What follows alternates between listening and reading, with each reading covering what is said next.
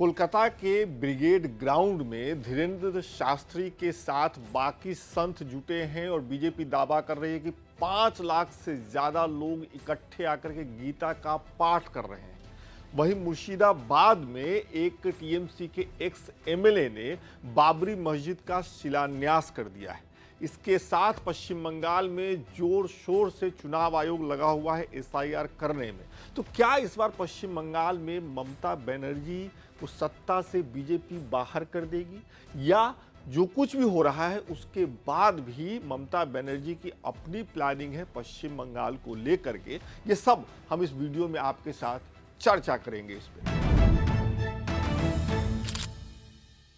नमस्कार, मेरा नाम है विकास कुमार और आप देख रहे हैं लोकमत हिंदी। पश्चिम बंगाल में भले अभी चुनाव की तारीखों का ऐलान नहीं हुआ है, लेकिन माहौल ऐसा बन गया है जिसको देख करके ये साफ साफ समझा जा सकता है कि बिहार के बाद अगली बड़ी राजनीतिक लड़ाई पश्चिम बंगाल में होने वाली है। पश्चिम बंगाल की राजधानी कोलकाता में ब्रिगेड ग्राउंड है। ये ग्राउंड कभी लेफ्ट पार्टियों के लिए अपना दल बल दिखाने का एक साधन था। ब्रिगेड ग्राउंड भर दिया गया है, ऐसी खबरें चलती थी। उसके बाद टीएमसी सत्ता में आई। टीएमसी ने ब्रिगेड ग्राउंड का इस्तेमाल उसी तरीके से किया जैसे कि लेफ्ट करती थी, लेफ्ट की पार्टियां करती थी। अब बीजेपी सीन में एंट्री मार रही है पश्चिम बंगाल में।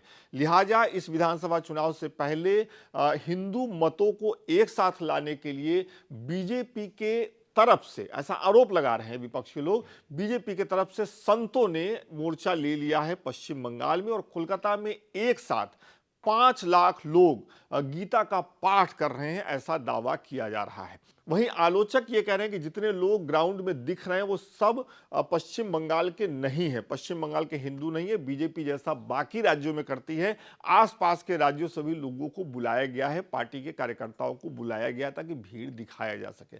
कुल मिलाकर के आप ये मानिए कि बीजेपी ने तैयारी शुरू कर दी है। बीजेपी जिस तरीके से राजनीति करती है, जिस तरीके से वो चुनावों में जाती है, चाहे आप झारखंड का मामला देख लें, बिहार का मामला एक तरीके से आप कह सकते हैं कि उसमें नहीं आता है, लेकिन झारखंड में बांग्लादेशी घुसपैठियों के नाम पे इसी तरीके से गुटबाजी हुई। अब पश्चिम बंगाल में सीधे तौर पे वोटों की गुटबाजी दिख रही। बीजेपी ये कह रही है कि वो धर्म के लिए ये काम हो रहा है और धार्मिक कार्यक्रम है ये, लेकिन जो बीजेपी के आलोचक हैं वो ये मानते हैं कि बीजेपी पश्चिम बंगाल चुनाव से पहले धर्म के आधार पर वोटों का ध्रुवीकरण करने में लगी हुई है, जिसमें संत समाज के कुछ लोग उसकी मदद कर रहे हैं। अब चलिए मुर्शिदाबाद में टीएमसी के एक विधायक हुमायूं कबीर, उन्होंने ऐलान कर दिया कि वो 6 दिसंबर को बाबरी मस्जिद की नींव रखेंगे। उन्होंने नींव भी रख दी। उनके इस फैसले के खिलाफ जाकर के टीएमसी ने उनको तुरंत अपनी पार्टी से निकाल दिया और टीएमसी ने अपना नाता तोड़ लिया। हुमायूं कबीर के इस एक्ट के बाद देश भर के कई दूसरे मुस्लिम नेताओं ने उनकी आलोचना की और उनकी गिरफ्तारी की मांग की, लेकिन बीजेपी ये मानने के लिए तैयार नहीं है कि हुमायूं कबीर से अब ममता बनर्जी का संबंध खत्म हो चुका है। बीजेपी अभी भी हुमायूं कबीर के द्वारा जो किया जा रहा है उसके लिए ममता बनर्जी को ही निशाने पर ले रही है। वहीं टीएमसी ये देख रही है कि हुमायूं कबीर के कदम का, मतलब बाबरी मस्जिद के नींव रखने वाले कदम का अगर वो समर्थन करती है तो इक्का दुक्का जो हिंदू वोट अभी भी टीएमसी के पास है पश्चिम बंगाल में, वो बीजेपी के पास चले जाएंगे।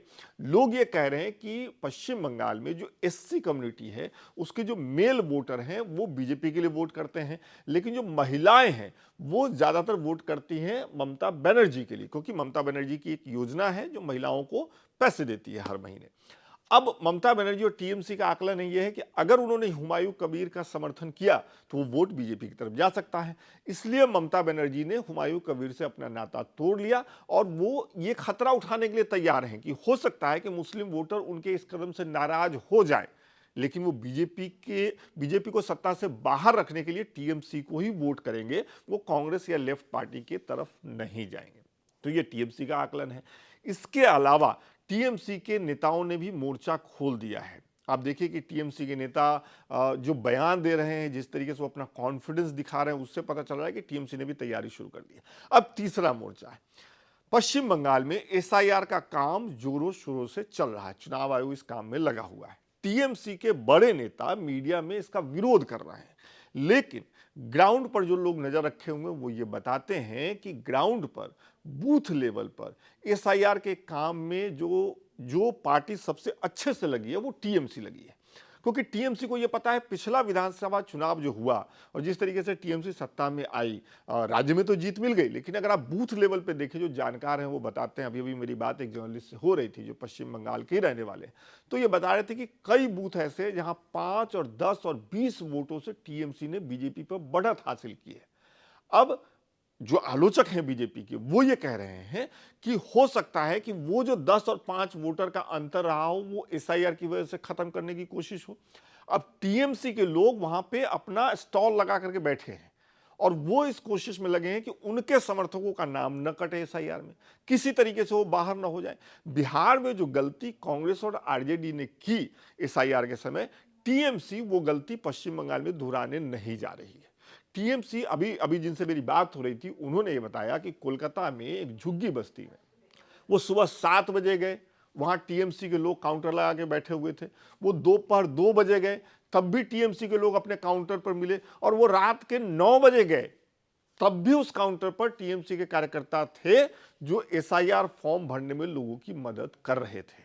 इससे उलट बीजेपी के लोग ग्राउंड पे नहीं दिख रहे हैं, तो ये एक अंतर है। तो कुल मिलाकर के अब पश्चिम बंगाल में शह और मात का खेल शुरू हो गया है। अब देखना यह है कि ये जो चुनाव होने वाला है विधानसभा का पश्चिम बंगाल में, उसमें टीएमसी बढ़त बढ़ा लेती है या बीजेपी जो कोशिश में लगी है कि वो पश्चिम बंगाल से टीएमसी को उखाड़ फेंके, उसको सफलता मिल जाती है। लेकिन राजनीतिक तौर पे चाहे जो कुछ भी हो, लोकमत हिंदी की कोशिश रहेगी कि आपको पश्चिम बंगाल की राजनीति में जो कुछ भी घट रहा है वो हम आपको साफ साफ तरीके से बताएं। बहुत बहुत शुक्रिया।